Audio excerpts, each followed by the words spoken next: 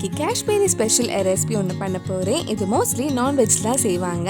நான் cook with கோமாளியில் Shivangi பண்ண மாதிரி ரொம்ப டேஸ்டியான ஜாக்ஃப்ரூட் ரோகன் ஜோஷ் எப்படி செய்கிறதுன்னு இந்த வீடியோவில் பார்க்கலாம்.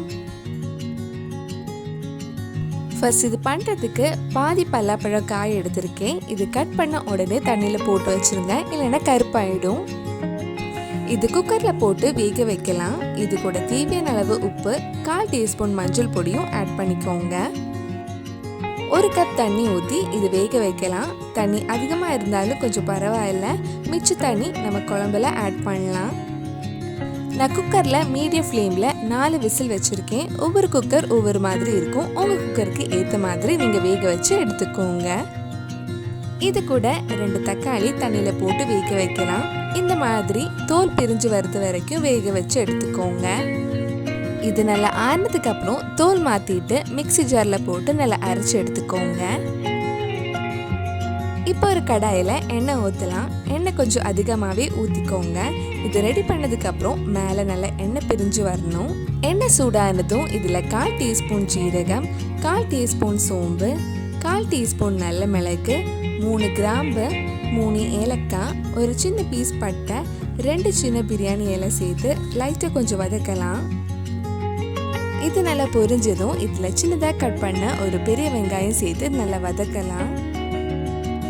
நம்ம சேனலில் இதுக்கு முன்னாடி நிறைய veg recipe, cook with Komali recipes எல்லாம் பண்ணியிருக்கேன். நீங்கள் இன்னும் அந்த வீடியோஸ் எல்லாம் பார்க்கலன்னா அதோட லிங்க் டிஸ்கிரிப்ஷனில் இருக்குது. மறக்காமல் அந்த ரெசிபிஸும் போய் பாருங்கள். வெங்காயம் கொஞ்சம் வதங்கி கொஞ்சம் சாஃப்ட் ஆனதும் இதில் 1 டீஸ்பூன் இஞ்சி பூண்டு பேஸ்ட் ஆட் பண்ணி வதக்கலாம். வெங்காயம் கொஞ்சம் நேரம் வதங்கட்டும். அதுக்குள்ள ஒரு சின்ன சைஸ் பெரிய வெங்காயம் மிக்ஸி ஜாரில் போட்டு நல்லா ஸ்மூத் பேஸ்ட்டாக அரைச்சி எடுத்துக்கோங்க. வெங்காயம் இந்த மாதிரி நல்லா வதங்கினதும் இதில் நம்ம அரைச்சி வச்சிருந்த வெங்காயம் பேஸ்ட் ஆட் பண்ணி அதோட பச்சை வாசனை போகிற வரைக்கும் கொஞ்சம் நேரம் வதக்கலாம்.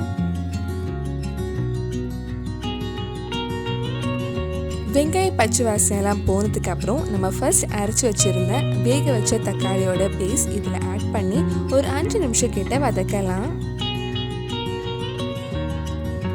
நம்ம வேக வச்ச பல்லாப்பழம் காய் இந்நேரம் வெந்திருக்கும். குக்கர் ப்ரெஷர்லாம் போனதுக்கு அப்புறம் ஓப்பன் பண்ணி பார்க்கலாம்.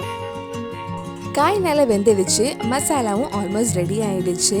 இது நல்லா வதக்கினதுக்கு அப்புறம் இதில் கொஞ்சமாக உப்பு, நல்ல கலர் கிடைக்கிறதுக்காக 3 டீஸ்பூன் காஷ்மீரி மிளகாய் பொடி, 1/2 teaspoon மல்லிப்பொடி, 1/4 teaspoon காயப்பொடி, 1/4 teaspoon garam masala சேர்த்து அந்த மல்லிப்பொடி மிளகாய் பொடியோட பச்சை வாசனை போகிற வரைக்கும் கொஞ்சம் நேரம் வதக்கலாம். இது யூஸ்வலாக பண்ணும்போது நல்ல கலர் கிடைக்கிறதுக்காக இது கூட ஃபுட் கலரும் ஆட் பண்ணுவாங்க.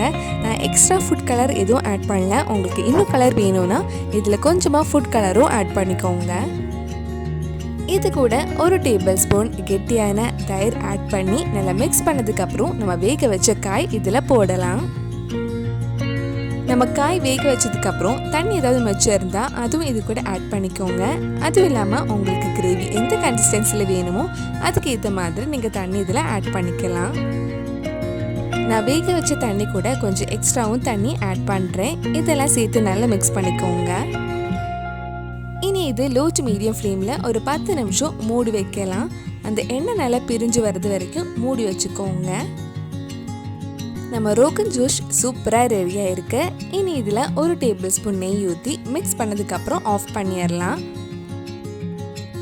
நம்ம நான்வெஜ்ஜில் செய்யும்போது மட்டனில் இருந்தே நெய் வரும். அதனால் எக்ஸ்ட்ரா நெய் எதுவும் ஊற்ற வேண்டாம்.